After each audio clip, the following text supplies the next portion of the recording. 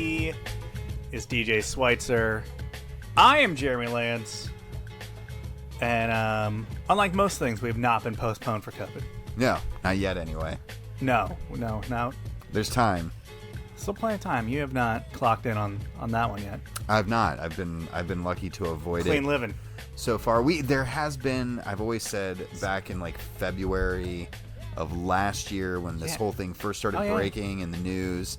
I went to New York for the Adidas MLS event and came home from that feeling extra crappy and crummy. And I remember on the trip out reading and hearing all about COVID and that being like the first time, and I was thinking to myself, there's probably no way it's not in this airport, like no way, but didn't really know anything to think about it or anything along those lines. And that cough hung around forever. But you gave it to me. Yeah, I did give it to you, probably. Sorry about that. Hey, it worked so out. You may have had COVID twice for all we know at this point.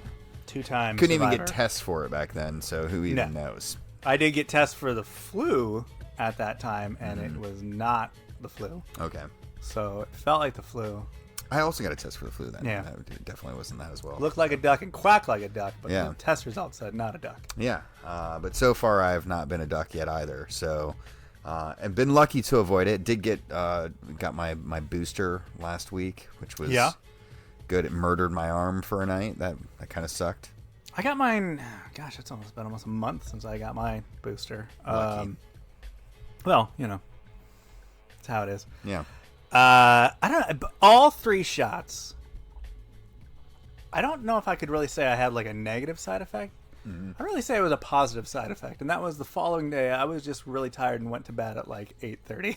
Yeah, that's not really. And I count that as a win. Yeah, I mean that's almost like a positive. Oh, in a lot of absolutely a people's books, positive. Yeah.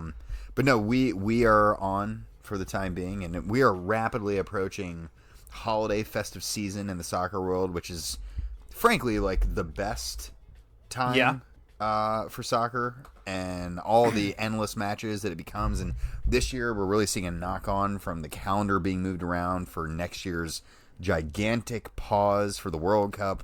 And so we're seeing this like fixture pile up already getting pushed earlier and earlier into December, and we're seeing a lot of these midway games, and this sounds awesome. Like I'm jazzed about the concept of it, but as we sit here and talk about COVID, I'm literally like thinking to myself, ooh, this might be a train wreck. Winter might not be a good time to have an event.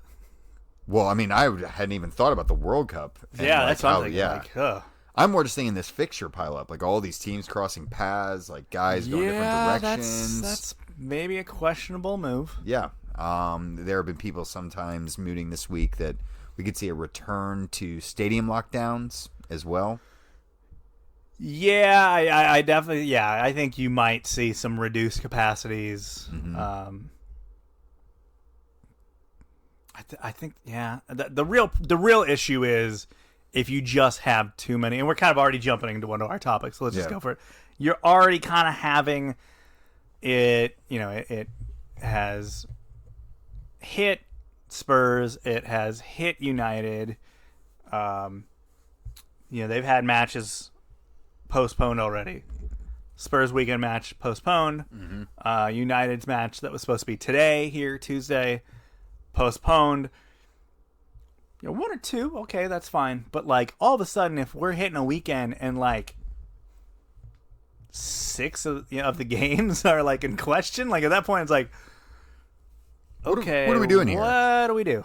Well, you don't even have to look beyond Spurs to try to see some of the complications that just one team having a massive outbreak can have, right? Spurs have been like the epicenter of this so far with this kind of new wave that's come through, at least in the Premier League, and they had like a legit outbreak within their squad.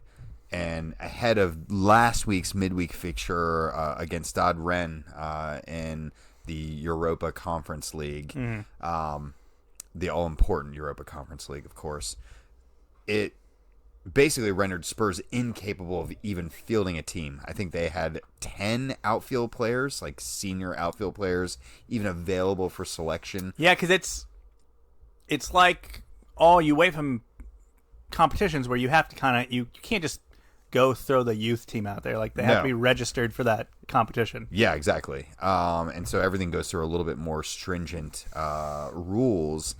And unfortunately for Spurs, like, they were just not capable of fielding a team. And they were a little heavy-handed, and they kind of unilaterally decided, like, hey, we can't do this. And I think that pissed off Stade Rennes, which they're winning the group, so it really doesn't even matter. Like, they were through.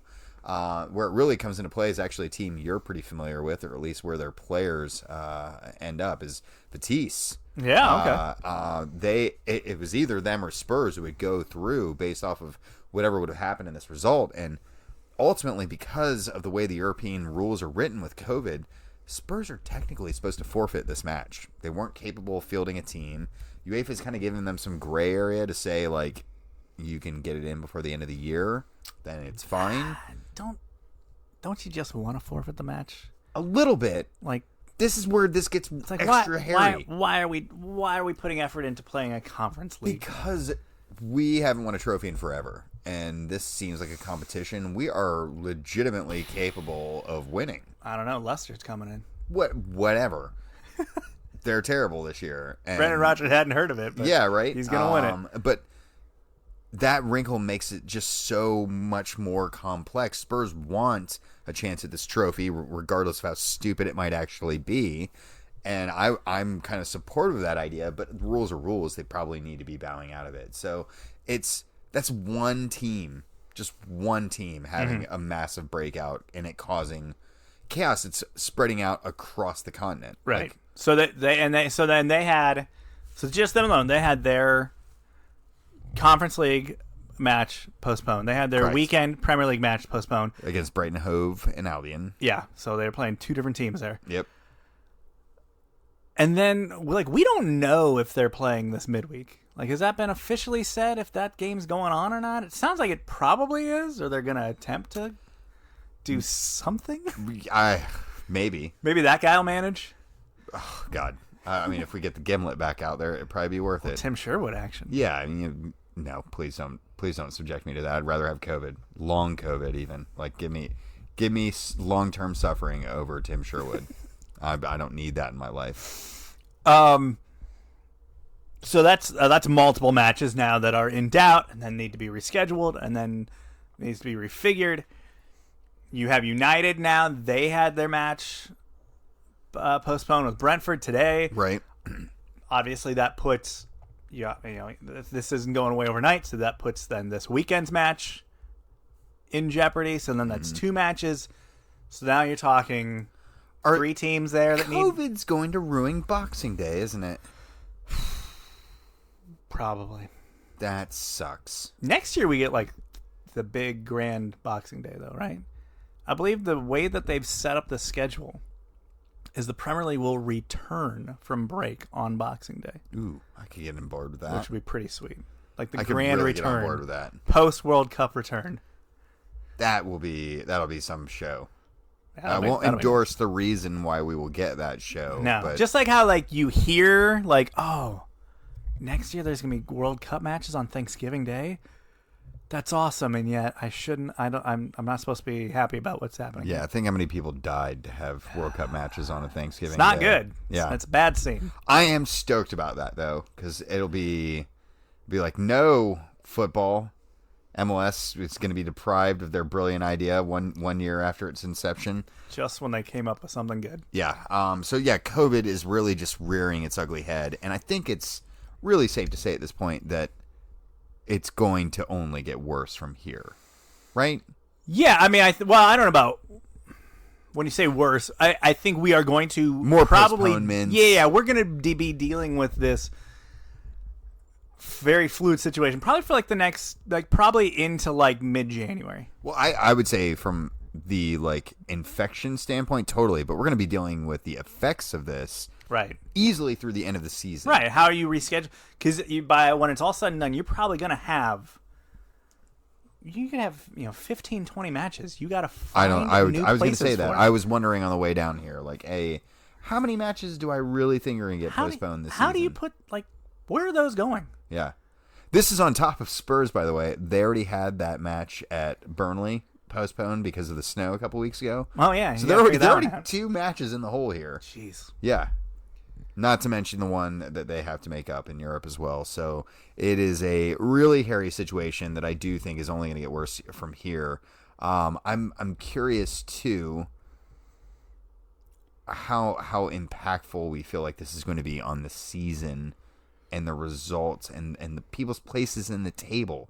Do we feel like it's going to be that influential here? I mean, yeah.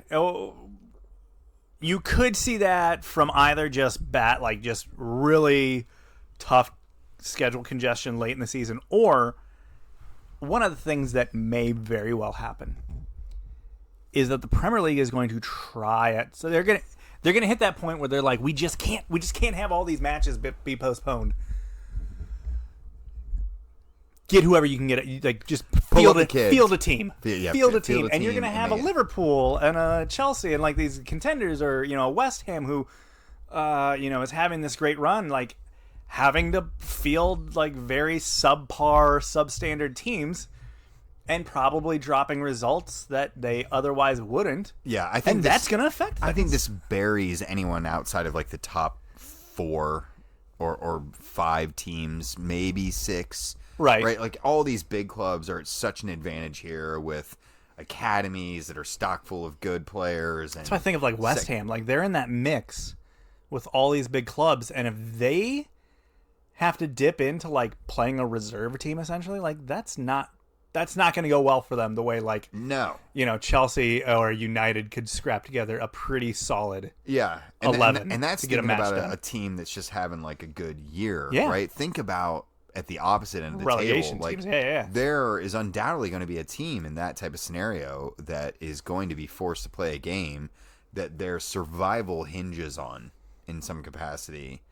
And does Norwich just do the noble thing and just start forfeiting matches on behalf of other teams that can't field? Listen, we weren't gonna we're going down. You seem to have some health issues. We're gonna take the L on this one. Probably. You're welcome. That would be their what would happen there? Like the Canaries will stay healthy all year long. Right? Norwich died for this. Yeah, right. Like we fell on the sword. Listen, you guys were always the canary in the coal mine here, right? Like. Yes, literally. Yeah. Yeah, I mean, things could get sideways in a hurry. Yes. In a hurry. Mm-hmm. I mean, we see this right now in the NHL. Mm-hmm. The team that I've now decided to hitch my wagon to, Calgary Flames, just went Typhoid Mary and is about ready to topple like the next week and a half of schedules for 5 teams. Canadian NHL teams. Do you remember when you weren't allowed to come across the border? Yeah, do you want to go back to that? Do you want us to make you go back there? Sounds like you want to go back to that. Yeah, actually, the word is that Canada's probably going to go back to limited capacity here at venues probably by next week. Sounds about a Canadian thing to do. Yeah, so that's happening. Mm-hmm. Yeah, it's going to leave us a lot of things is just going to be left in doubt over the next several weeks in a really the worst time to have this happen. Because missing having a team having to shut, both United and Spurs have had to literally shut down their training facility right now and have everyone's just training at home. And you're shutting down, and you're out. Your team is, and their matches are in limbo for a 10-day stretch. A 10-day stretch at this time of year, that's 3 matches potentially, right? And you can train at home, right? That's you can get on your treadmill or whatever the hell your fancy stuff that you have at home. These guys will have video recorded sessions and remote sessions and the whole 9 yards. Like the clubs will bend over backwards. They will have undoubtedly set up protocols for this after last year. Yeah. The nice part is this isn't naked and new to them, right? It's not our first rodeo. Right? But the real impact, I think, and we're talking about people having to field teams shorthanded. You're going to come back. Teams will they will sit out their quarantine periods. 10 days off without games is a long time to go without playing. Not just games. And without doing legit training within that, right? You're just working out at home. If you're not having games, you're ideally having if you go 10 days without games, you're having 2 or 3 training matches over the course of that that time period right. where you're trying to simulate games to a certain extent. There is no way that won't have a drastic impact on form throughout the course of the season. Mm-hmm. We'll see a cool off teams that are hot, and teams that are cool may get a little bit of an advantage from a break, right? Like, ooh, good thing we got some COVID. Like, imagine a scenario where, like, Newcastle, right? Like, they are desperate to get themselves back on track. Could they be like, ooh, guys, look, we had a COVID outbreak. We need a 10-day break. Yeah. Well, the thing about a team like Newcastle is also going to be a team that's going to probably attempt to be very active in the January window. If we go back to where you're having to do lengthy quarantines when moving country to country, that's going to make that a little tougher to do and a little harder to get guys bedded in quickly. And they need guys to be bedded in quickly because they are going to be frantically trying to stay up this season. Man, the price of English players was already high. There's a premium. Definitely a bit of a domestic premium at this point. Let's talk a little bit about the Premier League. We have skirted around, obviously, any results because all the teams we're talking about have no results to speak of. No results. Your boys did actually get a game in this weekend, and it was squeaky. Yeah. So, Chelsea 3, Leeds 2. Left it late. So, give up the lead early through a penalty. Battle back. Mason Mount has been... He's really playing well at the moment. He's stepping up because this team is sort of in shambles at the moment in a lot of ways. And he's stepping up, providing some very key goals at some very key moments. He did that, got us back in the game. Jorginho gets a penalty. We take the lead. 83rd minute, we give up the lead, and you're just kind of coming off of back-to-back bad results. Yeah, I felt like I could hear your groan when I saw that goal go in. Well, plus the Champions League match that we had just played, where we did essentially the exact same thing. That was worse. We gave up the lead literally on the last kick of the match with just a screamer from the top of the box to Zenit. Brutal. And you're like, goodness gracious, we cannot win. And luckily enough, in stoppage time, Rudiger gets kicked in the back of the leg going for a ball in the box. Jorginho converts a second penalty. We win 3-2. I was relieved. I wasn't like excited, like, yes, we won. What a great result. I was like relieved that we didn't completely botch it. And so much of that match felt like an awful result that when the match ended, I didn't feel I literally didn't feel like we had won the match. Like emotionally, I felt spent from like this was another crappy result. It's like you had suffered a loss, a draw, and a win, but the win came so late that I didn't even get to taste it. Yeah, you're like, oh. So a win now. I hated this match so much. Like I haven't even gone back and watched highlights because I'm like, what highlights? Like the match. I hated every moment of that match. I hated it as a person rooting against Chelsea. Thank you. And because think of it from a Leeds perspective, like, man, what an underdog, like, great result that would have been for them. And to just you had that emotional, equalizer right there in the dying moments of the match, and then to just see that evaporate away, and literally things did not get better for them. The final seconds of the match, their week did not get better. No, it actually got a lot worse. 7-0 drubbing to City 7-0 to City. That keeps City top of the table, by the way. Yeah, so they're already a match ahead as everyone else is playing their midweek matches. I think Chelsea actually doesn't play till Thursday. We play Everton. Yeah. Okay, so I have a question for you though. Back to Chelsea.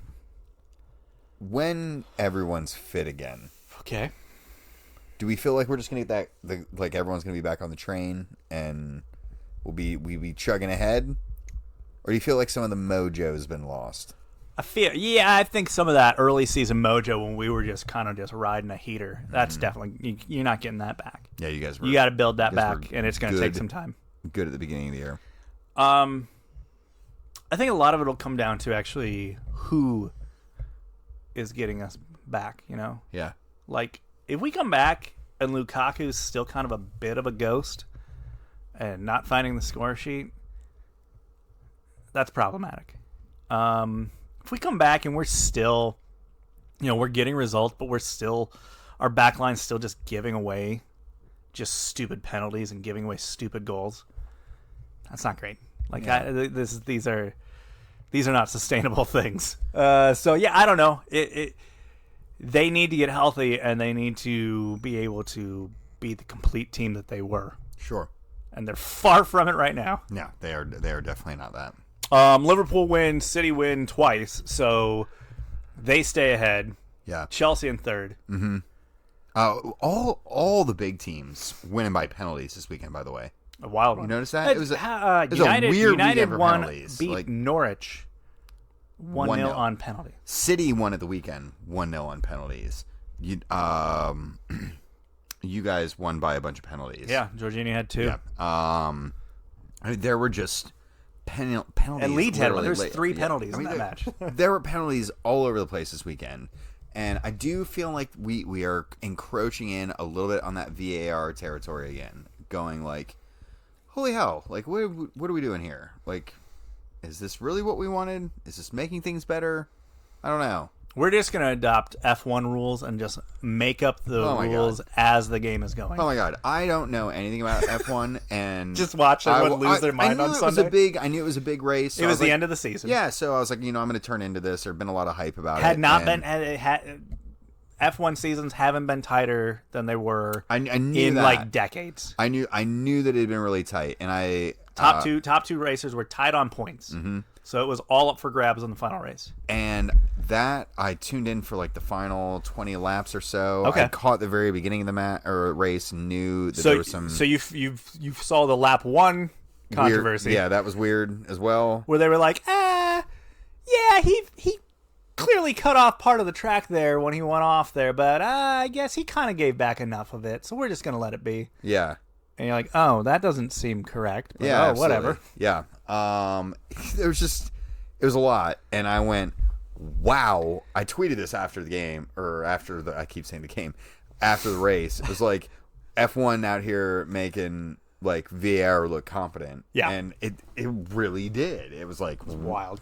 Like absolutely wild. There is no normal application of the rules here because we're just making up as we go. Love it. Bring it into VAR.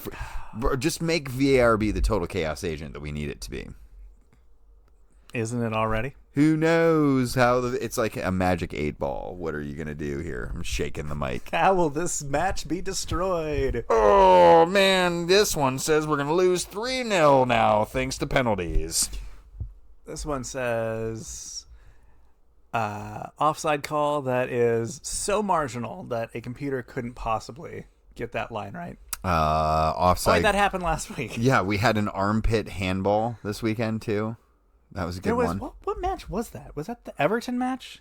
That was Everton Arsenal, wasn't it? Yeah. There was an offside call that was so minute that I mean, you are literally splitting hairs. Like that's about how big of a difference there was between the person onside and the person offside. It's really getting ridiculous at this point. Hey, it's one of the few things that MLS has gotten right. Hey, we're just gonna take a second look. We're gonna take a second look. We're not gonna sit here with lines and a computer and try to make it look like we're doing this scientifically when really we're just putting lines on a screen that I don't think we're actually doing anything super amazing with. No, listen, a robot isn't placing that line. A human still putting that on that still fuzzy, zoomed in, potentially wrong frame. Pixelated nonsense. This is all literally, we're just monkeys banging. Yeah, how are you getting the frame? Do you know you're getting the frame right? Is that the moment the ball leaves that guy's foot? Listen, I have a million ways that I could break this down. It's like, it makes me angry the more I think about it. So let's move on because you talked about MLS. Let's just move over to MLS now. Let's go ahead and do that. Let's do it. The season is now done. The season is done. MLS Cup is over and done with. It was an enjoyable one. I didn't know going into this match. I wasn't like I wasn't super like I didn't care for either of these teams. Yeah, like Portland's definitely a bucket list place for me to go watch a game. Like Sure. I really want to go and check out a game there because they put on a show and Oh yeah. The culture around the club is obviously pretty steep and popular as well. But I don't particularly have any love for Portland. Like I'm not like, ooh, the Timbers are like my West team or anything like that. But I also really didn't want New York City FC to win. Like I was wholeheartedly on the bus of like, I would like for City Football Group Screw to these be guys. denied this, right? Because they are like, if we're looking for villain owners, there are plenty of them in MLS, but like they have one of the worst, I think.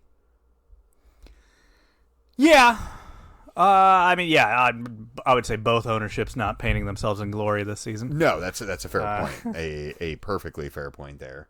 All that said, I think I think the neutral was probably pulling for Portland just because of like home crowd kind of things, sure. And you might want to see that type of environment pull out. The broadcast was really stretching on some stuff about like how the city of Portland deserves this after like I don't the like year, this they deserve because of because of the year they had they've COVID, had. as opposed to all those cities that just skated by without COVID. I thought, what are you I talking thought about? COVID was part of it, but Also, I like New York City was also pretty much like the epicenter for several months. I felt like that was actually more of like a political thing about the political. Oh, okay, I guess that. I thought they had always thrown they always labeled it with COVID, but yeah, I guess there was a lot of unrest. Remember they had that like, the zone in Portland that the people were running, and that was Seattle. Was that Seattle? Yeah. I guess that was true, but. Regardless, I felt like they were really leaning into that side of it, and it just felt like it was a narrative that really didn't need to exist. Yeah, it was kind of. I felt like it was really forced into a way that we didn't really need to be subjected to there. But yeah, it was weird. Like it was definitely a final where I was like, I don't really care for what either one of these teams are gonna do here, and I think I was secretly pulling so hard for the Real Salt Lake league-owned team winning at the baseball stadium. Like I desperately wanted that narrative to happen, and the disappointment level that it didn't happen always gets me a little bit. It was a decent match. It was a good match. Yeah, we're sitting here talking about how we wish it was something different. I still enjoyed it. Yeah, no, I still thought it was a good match. I still thought. I mean, obviously, the drama we had right there at the end. For Portland to come back and steal an equalizer, literally, like, all that needed to be done is that ball to be cleared out or go out of play, and the match is over. Yeah.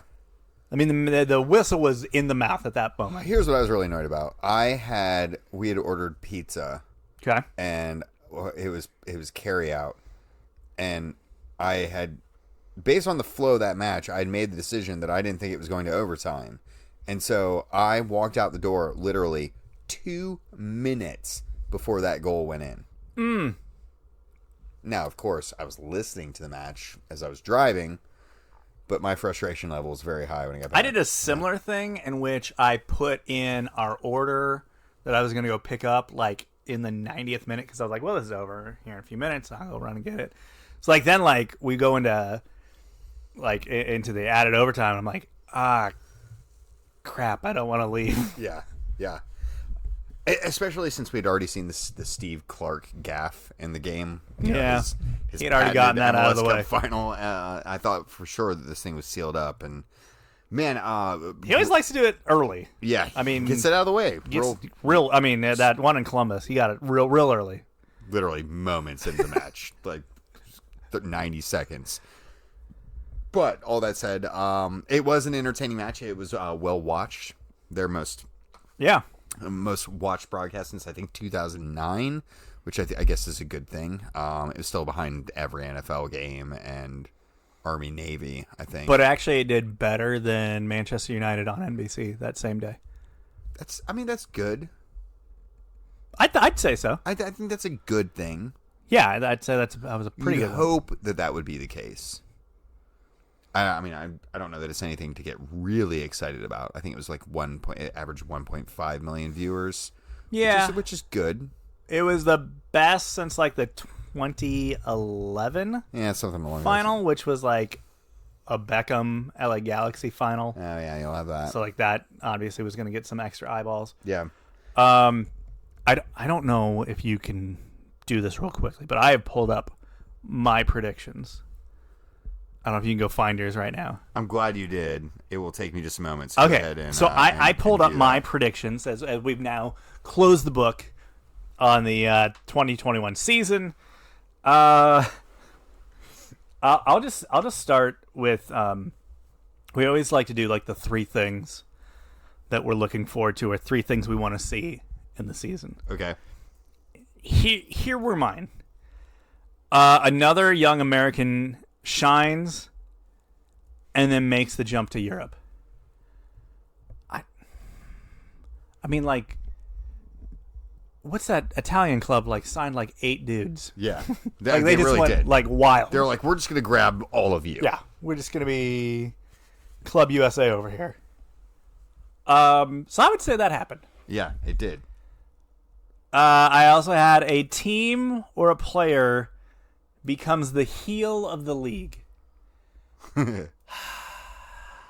That one hit close to home, didn't it? I mean, I don't know if FC Cincinnati became the heel as much as the doormat of the league. The heel. Who became the villain of the league? This season? Sort of both teams that made the final. Yeah, Make an argument a little bit. that they became villainous in some of their own rights. I mean, I think New England would have tried to paint themselves a little bit that way, like, no one expects us to do this, and But then they went typical New England and flamed out. Yeah, I guess no one really became the heel of the league. New national TV rights deal will be hashed out this season, and hope it will help it grow the audience. We're getting a new setup for starting next year. I don't think that's actually been announced yet, so I don't know what that's going to be. I have heard that MLS is even taking all like local and regional broadcasts kind of in-house. Yeah, they're packaging it all into one mega deal. They're also packaging in the Nations League, whatever the combined cup, the Campeones Cup. Campeones, okay. Whatever the combined cup Well, there is. was Nations. There's League. Nations League. No, that's national teams. League of Nations. Whatever. There's too many of these things. So those two things that it's basically US or MLS versus Liga MX. There's like the One Cup and the Campeones Cup. Yeah, they're basically the same thing. Yes, pretty much. Anyway. Okay. Yeah, all those are being put into one little package. Did you locate your? I did. Did you write down the things that you were looking for in the season? Yeah, we had phrased as things we wanted to see in the things we wanted to see. Right. So I had fans in the stands. So mission accomplished. We got that plenty over. Yeah, I was a fan in a stand. Same, multiple times. Yeah, in multiple stadiums for that matter. New homes in MLS, 3 of them. So, I mean, that was something I was looking forward to. Physically got to see 2 of them. I just physically got to see 2 of them. I was really excited about that. I mean, Nashville will add themselves to the ranks next season as well. You gonna make that Austin trip in March? I would like that. I don't think I'll be making it in March. Yeah, March is a bad time for me too. Yeah, so it'll be maybe in the Southwest, but yeah, I could be in Arizona. Yeah. Wandering around Tucson. It's not that close. Looking for an in and out. Don't try to make that a little swing trip. But no, it was exciting that there were three new stadiums that are open up in the league this year, and that very much did happen. And by all accounts, they are all pretty awesome grounds. So, and then my third one was for FC Cincinnati to be respectable, and they fell well short of that. Well short of that particular target. So that was a miss. Yeah. Let's go back through some of these other predictions though, because this is always a really fun thing for us to do. Should we go with our playoff predictions? Like the 7 teams that we thought were going to make it for each conference. So my Eastern Conference, I had the Crew. Okay.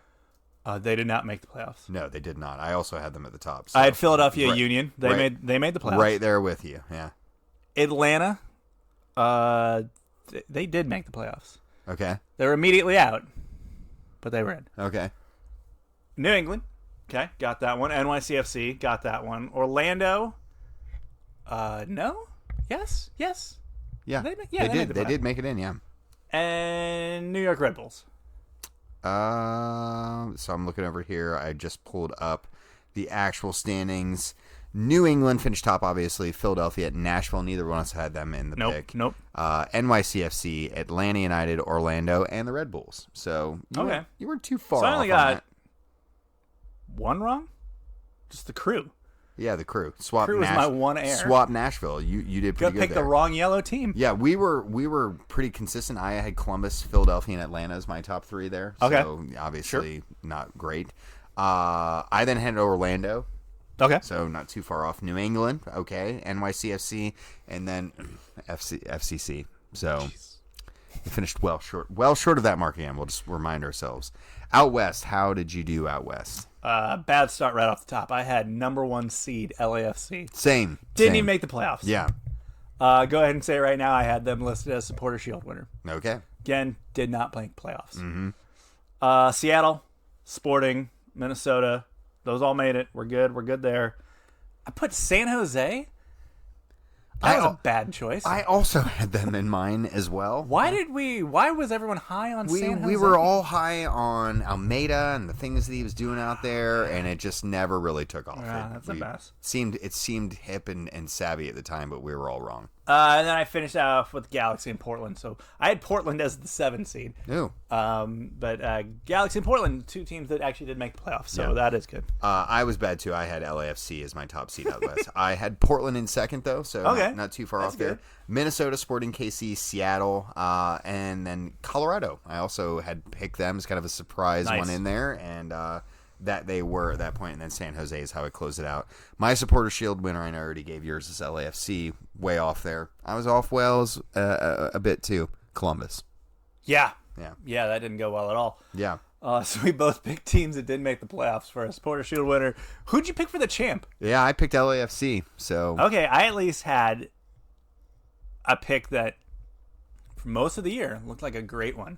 I picked New England. You did. I was just looking at that prediction on yours, and I was like, "Ooh, you did really well That might there." be the best prediction I made out of all of these. Yeah, we both our MVP picks. Both of us picked Carlos Vela. So I put Polito down. Oh, maybe did you? Maybe I said Vela, but Yeah. I Golden Boot. I also had Polito.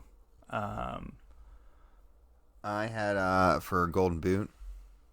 I actually don't. I didn't write down who I had. Okay, so so you get no points. no awarded. points there. That's fine. Manager of the year. I put Bruce Arena. I don't know. Has that been handed out? Who won that? Was it Bruce? There's no way it's not Bruce. If it's not, has Had it to been have handed out? Bruce. Who are you giving it to besides Bruce? I don't know. I had Oscar Pareja. I know he didn't get it. I'm going to quickly look up the result here and see if we can actually figure out who it was. But, Bruce, I feel like made a really compelling argument to win that Siggy Schmidt award this year. Mm-hmm.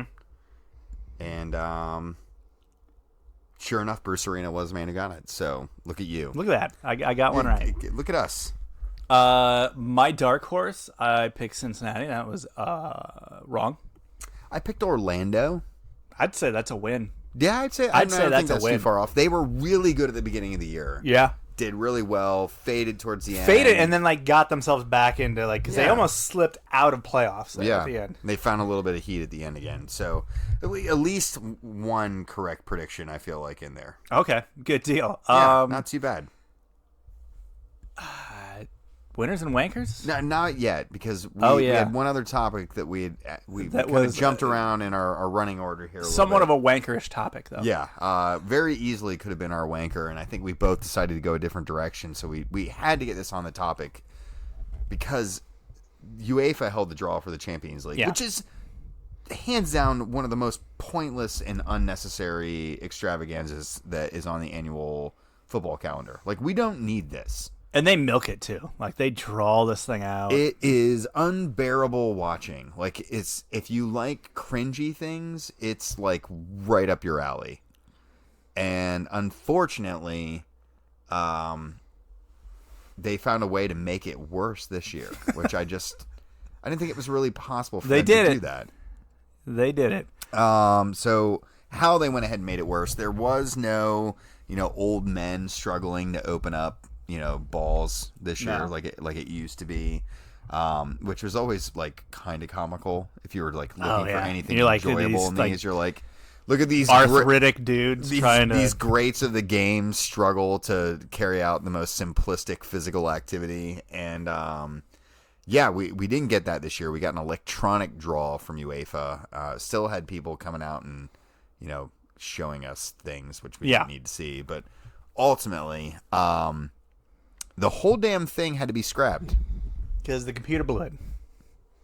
Supposedly, computer screwed it up, so it put things in the wrong pot, I guess, or something, and it ended up being essentially it was United. Manchester United got drawn against Villarreal, which was the team in their group. Yeah, which there are some rules to how these can be done, and the two big ones for the round of 16 in the Champions League are: rule number 1, can't face a team that you already played in this year's group stage, right? So Villarreal and Manchester United should have never even been capable of being drawn against one another. What should have happened is United should have been put back into the pot after they were drawn. Right. So they made the mess up, and then when they went to go redo that portion or redraw that matchup, they didn't put United back in the pot. Right. Which then just dominoed the rest of the situation. So the whole thing gets compromised, right? And they realize their goof. They blame a software glitch from a third-party company for UEFA's mistake, when they really were just going, did I do that? Yeah, oops. Like it was totally a Steve Urkel. Someone else. Like, why? Hot dog guy, we're gonna find the people who are responsible. Right. And we're gonna find the guy who did this. God damn UEFA. It's just so par for the course for them. That was what really got it. If they had just been like, hey guys, we goofed here. Like we goofed up here. We're going to do this thing again.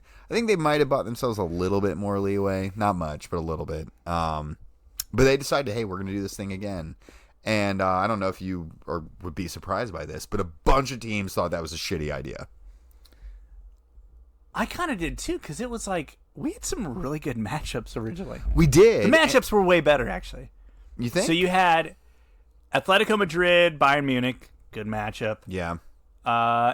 Inter versus Ajax was good, and then you had PSG versus United. You had Messi versus Ronaldo. Okay, that's the one that we really are lamenting here. Yeah. So they did the redraw. I don't know, like outside of the fact that Chelsea lucked out twice in getting Lille both times, the one team I wanted them to get. Yeah, how the hell did that happen? Yeah, that's baffling to me. Yes. That was the there's definitely a cold line in that Excel frozen spreadsheet. envelope. Yeah, there. there's a frozen Excel spreadsheet line. Yeah. But outside of that, like Inter, Liverpool, yeah. Salzburg versus Munich. Okay. Salzburg looking to avenge the many deaths of their brethren. Yeah, their brethren. Their energy drink brethren. Leipzig. I think the people gave us one matchup. Well, clearly the most aggrieved party in this entire process. Manchester United also ended up with an Atletico Madrid draw that they probably, I don't know, would have rather not have. Yeah, but I think they probably would have rather not face PSG as well. So I mean, it could be worse. But Real Madrid are kicking up a fuss because they were supposed to face Benfica in the first one, and they ended up getting PSG. And this is super complicated for them because, and more or less, it's known that Kylian Mbappe is going to be coming to Madrid in the summer, right? And they were really hoping to announce that pre-contract like soon. Because they could probably sell a mess of shirts, will probably help their share prices and a lot of their negotiations going into the next year, blah, blah, blah, blah. unfortunately, now they can't.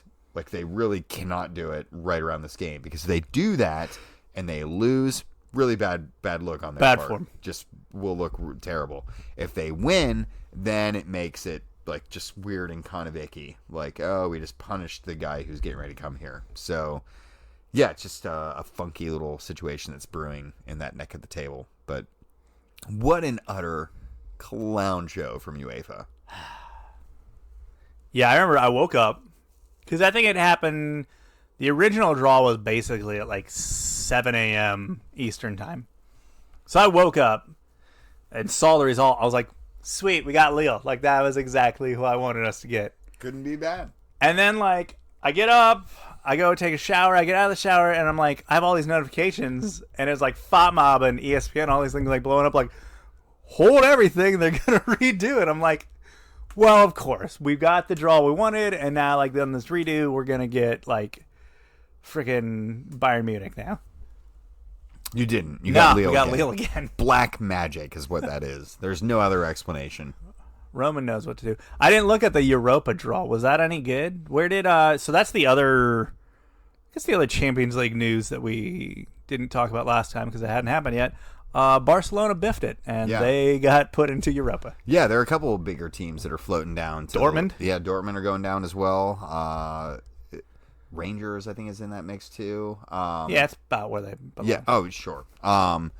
But what's different now is that they're not going straight into the Europa League. They all get paired up in these playoff matches now, where they then get fed through.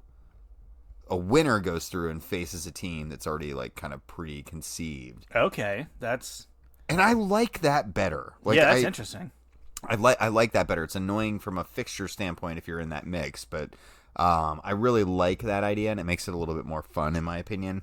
Ooh, so I'm looking at the matchups. Yeah. Dortmund versus Rangers. That's a great match. Like, great. That's like a 90s vibe match right there. Barcelona Napoli. Okay, that's like the Diego Maradona derby there a little bit. Yeah. Leipzig is the other one. One of the other big names that dropped down. They'll go Real Sociedad. Other ones, that Sheriff team got a pretty easy draw, actually. So maybe they'll go through. Yeah, the KGB team will keep going. Sevilla got an easy draw. This is their tournament, so get ready for them to kick it into high gear. They're just gonna pick things up where they left off last. Yeah. Just still kind of wild that Barcelona self-destructed like that. Look that. I can't remember, who do they have in there? Did you say who that was? Who they have? Napoli. They're getting Napoli. I think Napoli will probably be chomping at the bit at that. Like, Barcelona are bad right now. Yeah, they're really bad. Their options right now is to try to get Pulisic on loan because they can't actually afford players. Yes, so they just have to go loan. They have to go loan deals right now. Definitely not the best position for a superpower. So good luck with all of that. But I am pulling for them to go through here because I really like the idea of West Ham playing Barcelona, because that's who they would most likely be getting. Doesn't it just a Barcelona night at West Ham feel like something out of David Moyes is up for it? Something out of the 60s. Oh, Moyes is so up for that. Yeah, right? Feels like a bygone era. Oh, man. I'm excited for that. I have to have that. Yeah. Winners and wankers. That's where we're at in the show. Why don't you give me your wanker this week? My wanker goes to the writers of the 1991 Football Offences Act in England. Ooh. This is a good one. I know where this is going, and this is so deserved. So this is the law that basically encapsulates like pitch invasions and fan behavior. Yeah. I don't know if we talked about it last week. Maybe it was my winner. If not, it's like just the winner of the year. Sam Kerr just truck sticking that dude at that Chelsea Juve match. Yeah, it's a male pitch invader at a women's football match. Which apparently he is a player for Chelsea's academy, or he works for Chelsea. They said he was a member of the club and had been suspended by Chelsea. Weird. I don't know what that means. Yeah. I don't know why he felt the need to do what he did.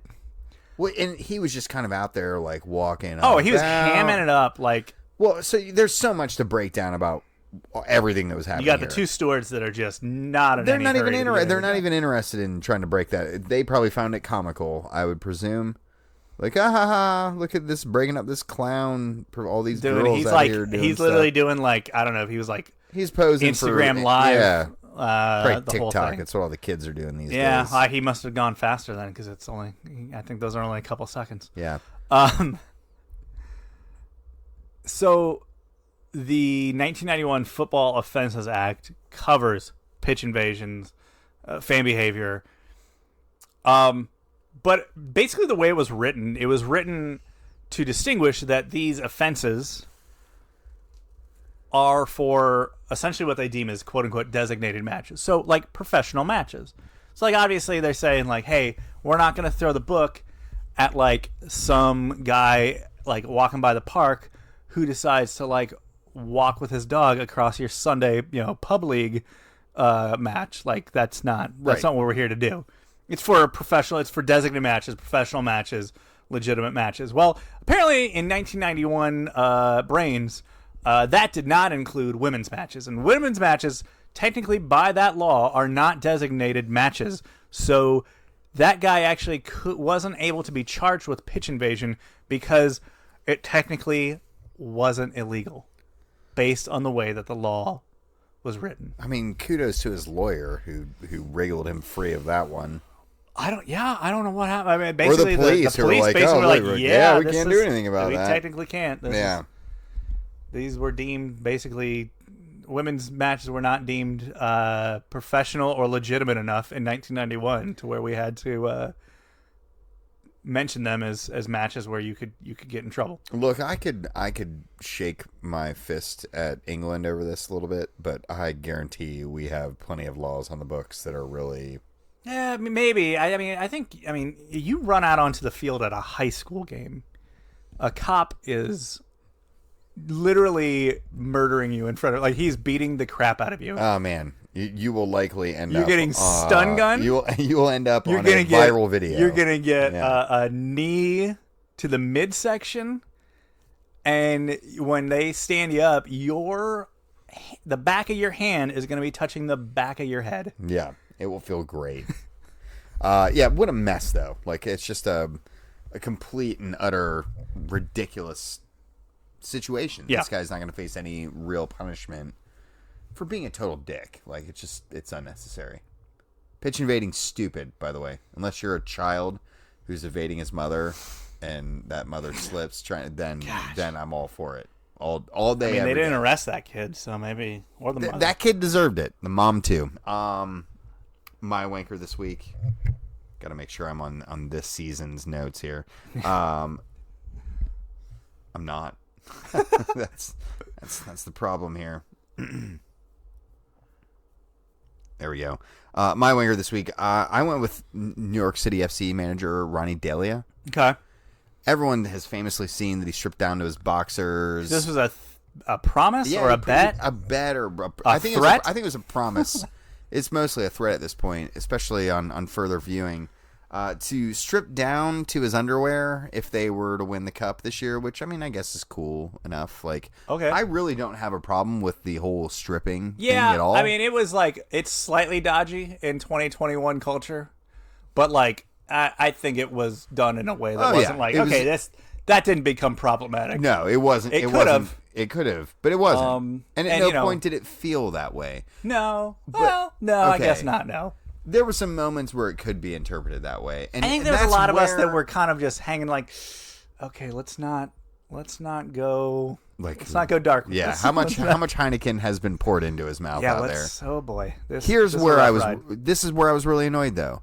It took forever. Yeah. It had to have taken at least 3 minutes.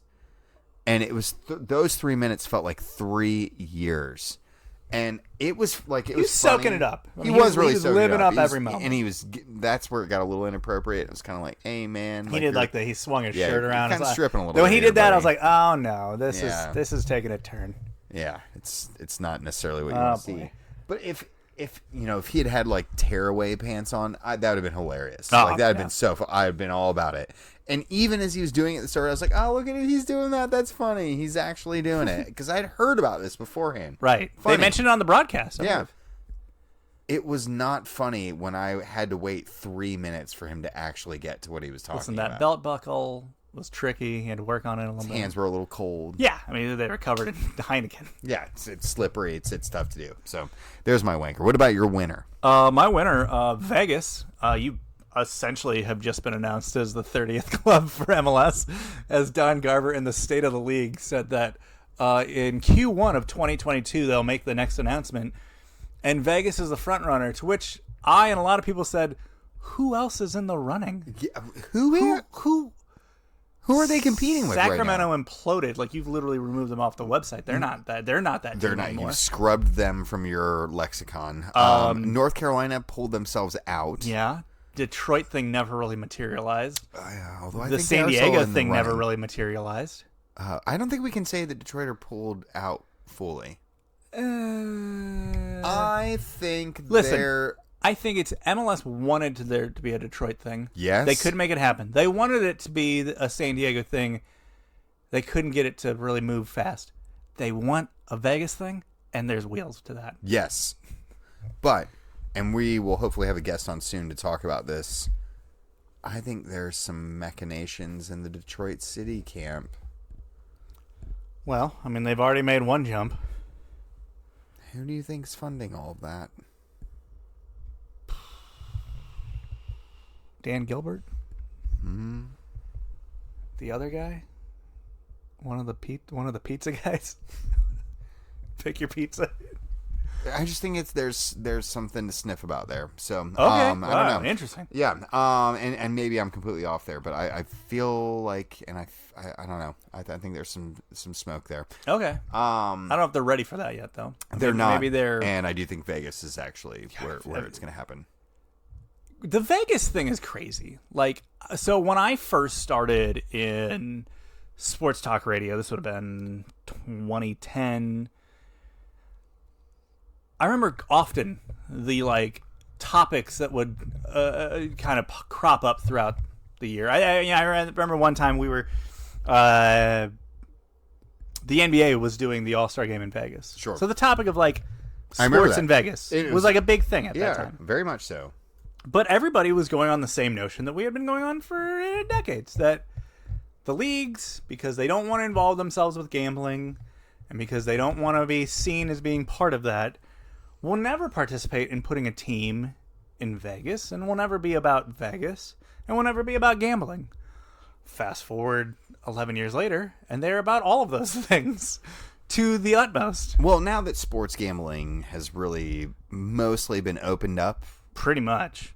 across the country, that taboo has really fallen away. And now the leagues are getting in bed with. Well, they're partnering. It was with, wild with because I remember, betting houses. when I went over to Europe, for the first time around the turn of the century, it was a little culturally mind blowing to walk in and be given a card on my way through the turnstile for betting. And there's like a bet, and there's And a betting stand right inside the doors, and I could go in and place a bet. And I was very concerned about what it would do to my NCAA eligibility, which is stupid as hell thinking back about it. And I still placed a bet because I felt like I needed to do it. When in Rome, throw a couple shillings down for it. But long story short, it's mind blowing a little bit that it took this long for it to get legalized and for everyone to, because you're and now you're probably you have all the leagues are involved with sponsorship deals and partnerships with betting houses. You have state after state is coming on board. Ohio just is finally pushing state legislature through that should see sports gambling and all that stuff show up in Ohio sometime next year. Yep.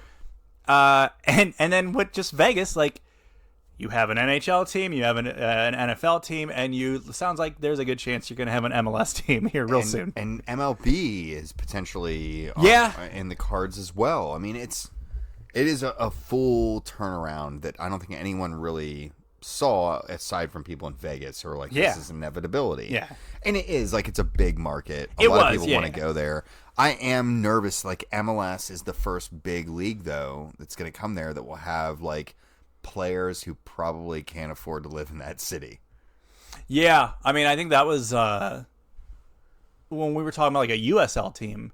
When the USL team was coming there, that was kind of thrown around at that time. Like, yeah, well, these guys are making, like, you know, if they're lucky, they're making like 60 to 80 grand. Well, remember some of the things that we've seen that USL franchise do there. Like, I mean, weed sponsorship. They threw money out of a helicopter. The player of the match was given like poker chips or something. Poker chips, like actual poker chips that were redeemable in the casinos.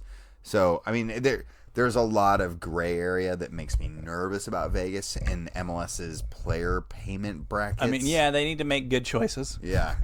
But all that said, like, with how easy it is for that type of stuff to crop up because of the internet anywhere now, I don't think it's any different if you put a team in Vegas or not. Fair. Yeah. Your winner? My winner this week, and, you know, again, lots of places you could go because there were some really cool stories, the MLS Cup and all that kind of fun stuff. But I have to go. We started the show talking about COVID. I'm going to end it talking about COVID as well. Awesome. Mo Salah, a player whose influence is just gargantuan. I feel like people don't really understand how influential he is from a cultural perspective. Right. You're talking about someone who is not only the face of African football, but also the face of Muslim football, of that entire culture and that entire religion. Like, he is kind of the poster child, and so he has a lot of eyeballs and a lot of avenues where he can do a lot of good, and he has. And COVID vaccine hesitancy has been kind of high within soccer player ranks. There's been a lot of them, particularly in Europe. As I've pointed out before, the amount of junk science that has infiltrated itself into the sports nutrition world. Well, listen, this is a sport where people have been smearing horse placenta all over themselves for a while. Hey, so let's hear them out. Yeah. I thought, were they smearing? I thought Diego Costa was literally ingesting it.